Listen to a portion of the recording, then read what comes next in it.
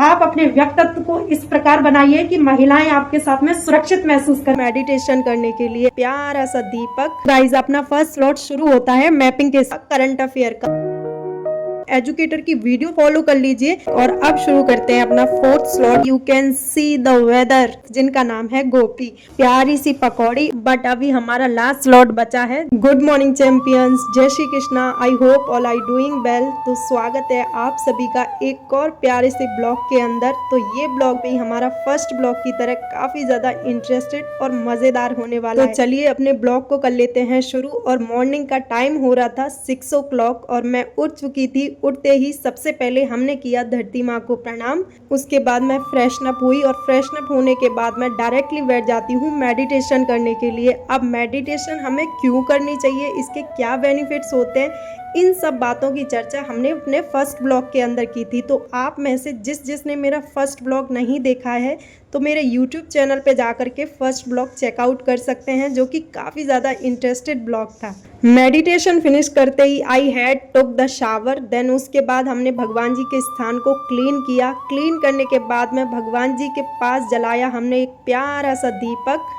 तो जैसे कि आप सबको पता है कि मैं गीता का हर रोज पाठ करती हूँ, तो यहाँ पर मेरा चल रहा है अध्याय नंबर प्रथम, क्योंकि इसको मैंने शुरुआत से पढ़ना शुरू किया है। गाइस, यहाँ पर मैं बना रही हूँ नींबू पानी, क्योंकि गर्मी का मौसम है, आप सबको मालूम है, और गर्मी के मौसम में खुद को हाइड्रेट रखना बहुत ज़्यादा ज़रूरी है। तो चलिए नींबू पानी बनाते हैं। नींबू डाल दिया इसके अंदर, अब पानी डाल देते हैं।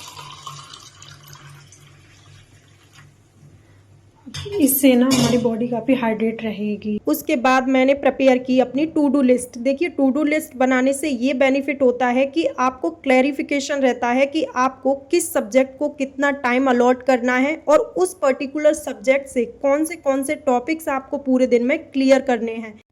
तो गाइज, अपना फर्स्ट स्लॉट शुरू होता है मैपिंग के साथ। अब मैपिंग मैं क्यों पढ़ती हूँ, इसके बहुत सारे रीज़न हैं। पहला रीज़न तो ये है कि आप किसी भी ऐसे सब्जेक्ट के साथ में अपने दिन की शुरुआत कीजिए जो आपको इंटरेस्टेड लगता हो, जिसमें आपका पढ़ने में मन लगता हो, आपको काफ़ी ज़्यादा अच्छा फील होता हो, एनर्जेटिक फील होता हो। आप उस सब्जेक्ट के साथ में अपने दिन की शुरुआत कीजिए, ताकि आपका होल डे काफ़ी ज़्यादा प्रोडक्टिव जाए। अदर जो स्लॉट्स आप लगाने वाले हो वो उतनी ही प्रोडक्टिविटी के हिसाब से लग पाएँ। That is the simple reason. इसलिए मैं मैपिंग से हमेशा शुरू करती हूँ अपने स्लॉट को। और मैंने अपने फर्स्ट स्लॉट में बताया था कि मैंने साउथ अमेरिका कॉन्टिनेंट कवर किया था, जिसमें मैंने साउथ अमेरिका की फिजिकल एंड पॉलिटिकल दोनों ही कंडीशन को कवर किया था।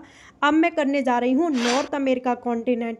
इसकी फिजिकल एंड पॉलिटिकल दोनों ही सिचुएशन को हम इस वीडियो में कवर करेंगे। टाइम हमारा कितना भी अलॉट हो जाए डजंट मैटर, बट हमारा अराउंड 3 आवर्स तो लगेगा ही इसमें। तो चलिए कंटिन्यू रखते हैं अपनी क्लास को।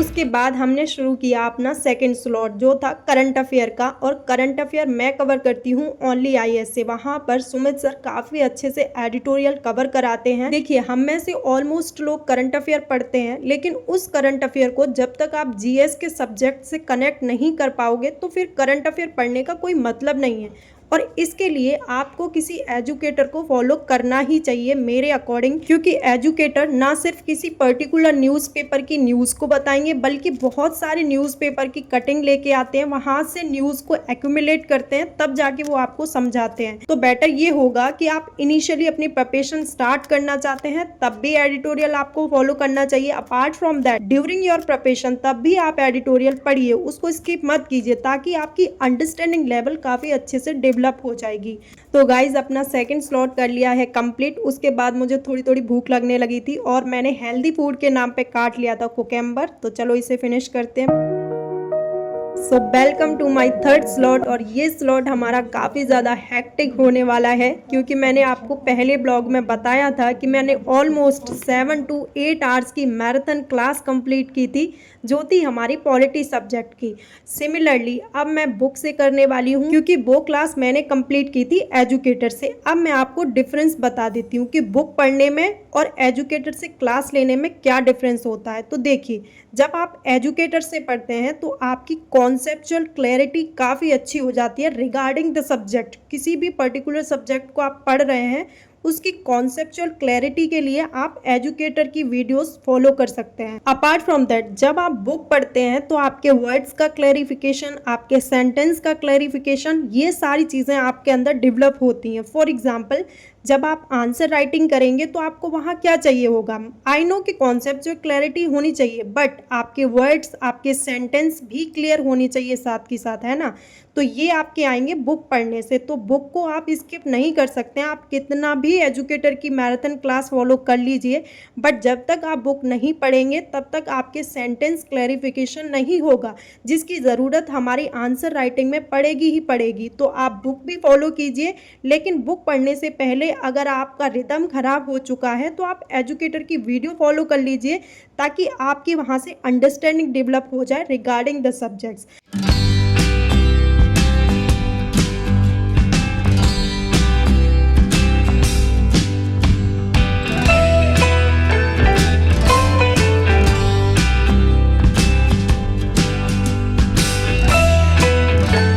और जैसे कि आप सभी को मालूम है कि मेरा अभी चल रहा है पॉलिटी सब्जेक्ट, जिसमें मैंने पिछली वीडियो में बताया था कि मैंने पूरी बुक का ओवरव्यू ले लिया था टीचर से। उसके बाद अब मैं पर्टिकुलर टॉपिक्स को कंप्लीट कर रही हूँ यहाँ पे। फॉर एग्जांपल कि डीपीएसपी मैंने एजुकेटर से पढ़ लिया, अब मैं बुक से पढ़ रही हूँ कि डीपीएसपी के रिगार्डिंग क्या क्या इन्फॉर्मेशन गिवन है हमारी लक्ष्मीकांत बुक में। वैसे लक्ष्मीकांत मैंने 7 to 8 टाइम्स पढ़ी हुई है, बट स्टिल जब रिदम खराब हो गया तो दोबारा से चीज़ें स्टार्ट करनी ही पड़ेंगी, ठीक है। तो यहाँ पे DPSP, fundamental rights, fundamental duties and preamble, in 4 topics को मैं इस बुक से कंप्लीट करने वाली हूँ। तो चलिए गाइस, कंटिन्यू रखते हैं अपनी रीडिंग को।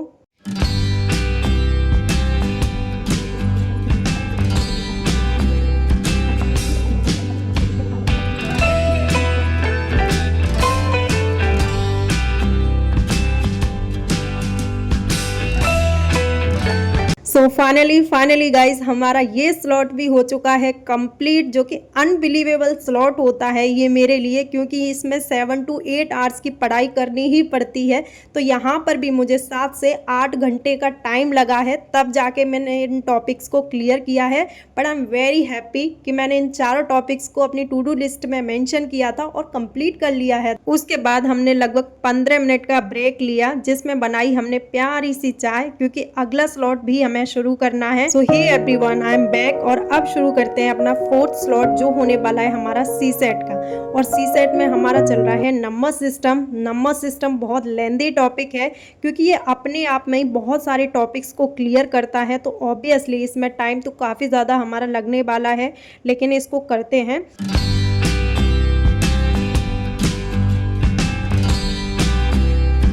एंड गाइज, आप देख ही रहे हो कि सी सेट ग्रेजुअली टफ होता जा रहा है ना। जो साइंस बैकग्राउंड के स्टूडेंट्स हैं उनको भी उतनी ही प्रॉब्लम होती है जितनी कि नॉन साइंस बैकग्राउंड के स्टूडेंट्स को होती है, क्योंकि मैं खुद एक साइंस बैकग्राउंड से बिलोंग करती हूँ, बट फिर भी मेरे को प्रॉब्लम होती है। और रीज़न ये है कि कॉम्पिटिटिव लेवल का जो मैथ्स होता है या रीजनिंग होता है, या फिर जो एकेडमिक लेवल का होता है, दोनों में बहुत बड़ा डिफरेंस होता है। एंड आई थिंक हम में से बहुत सारे एस्पिरेंट के साथ में यही मिस्टेक होती है कि हम जीएस को सबसे ज़्यादा टाइम अलॉट करते हैं, बट सी सेट को जो है लास्ट टाइम के लिए या लास्ट मोमेंट के लिए छोड़ देते हैं। तो हमको मैथ्स एंड रीजनिंग को एवं ही नहीं लेना है कि हवा में ले लिया कि मैं तो साइंस बैकग्राउंड से बिलोंग करती हूँ या करता हूँ तो मेरा तो हो जाएगा। नहीं होता है, फिर आपके अटेम्प्ट्स ही खराब होते हैं। तो यहाँ पे मैं वॉकिंग करके सर की क्लासेस देख रही थी, क्योंकि जो मुझे नोट डाउन करना था वो मैंने कर लिया था। तो गाइस, फाइनली अपना 4th स्लॉट भी कंप्लीट हो चुका है। तो अब हो चुकी है शाम। You can see the weather, कितना अच्छा हो रहा है ना मौसम।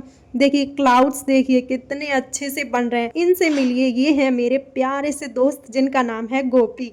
तो मैं इनको हर रोज़ यहाँ पर पानी पिलाती हूँ, और सडनली इन्होंने देखा कि मैं इनकी वीडियो कैप्चर कर रही हूँ, तो ये हो जाते हैं यहाँ से फरार।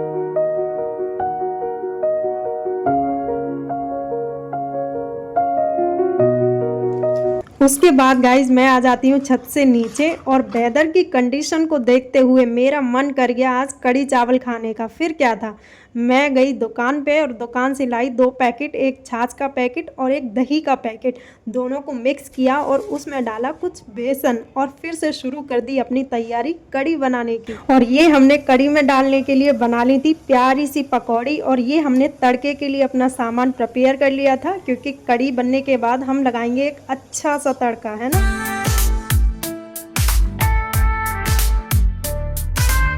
तो गाइज यहाँ पे कढ़ी तो हमारी बनके तैयार हो चुकी थी। अब लगा देते हैं इसमें प्यारा सा तड़का।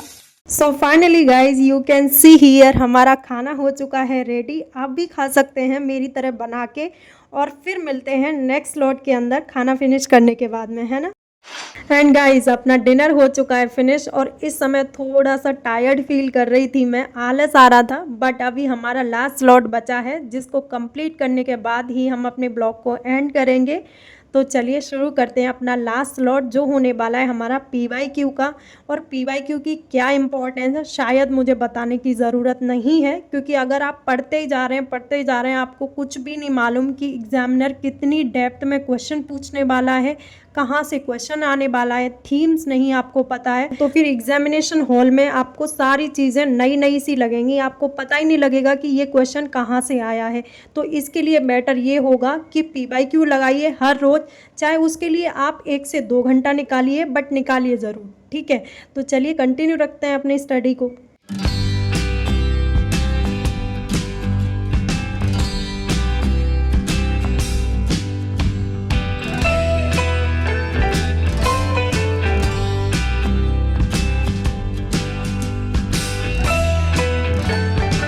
हमारी 16 आवर्स प्लस की स्टडी हो चुकी है लिटरली गाइस, क्योंकि 3 घंटे का स्लॉट हमारा मैपिंग का था, 2 घंटे का करंट अफेयर का और 8 घंटे का लगभग पॉलिटी का था। और उसके बाद 2 घंटे हमने PYQ को दिए, 3 घंटे लगभग हमने CSAT को दिए।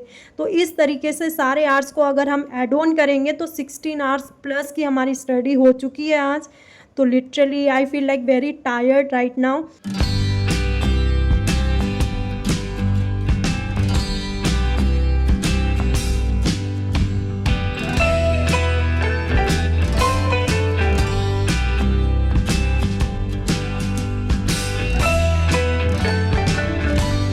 गाइस फाइनली अपना लास्ट स्लॉट भी हो चुका है कंप्लीट और यहाँ पर मैं भी कंप्लीटली एग्जॉस्टेड हो चुकी हूँ। मुझे समझ नहीं आ रहा क्या करूँ, बहुत ज़्यादा टायर्ड फील हो रहा है मुझे। तो चलिए गाइस यही समाप्त करते हैं अपने ब्लॉग को और मैं उम्मीद करती हूँ आपको वीडियो पसंद आई होगी। अगर पसंद आई है तो वीडियो को लाइक कर देना, चैनल को सब्सक्राइब कर लेना और वीडियो को शेयर कर देना अपने फ्रेंड्स के साथ में। तो ब्लॉग को एंड करने से पहले मैं आपको 2 लाइन बोलना चाहूंगी।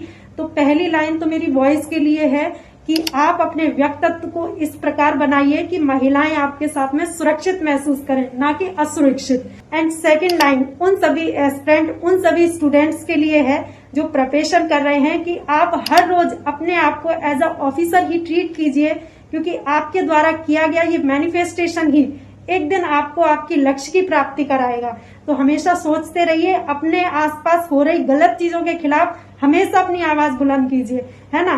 कभी भी आपको लगता है कि कुछ गलत हो रहा है तो आप अपने स्तर से जितना भी कुछ कर सकते हैं करने की हमेशा कोशिश कीजिए। तो चलिए यही करते हैं दी एंड। और हाँ, अंत में मैं ये बोलूंगी कि बिल्कुल डरना नहीं है और ये बिल्कुल नहीं सोचना है कि लोग क्या कहेंगे। कुछ तो लोग कहेंगे, लोगों का काम है कहना और हमारा काम है आगे बढ़ते रहना। तो हम आगे बढ़ेंगे। Good night.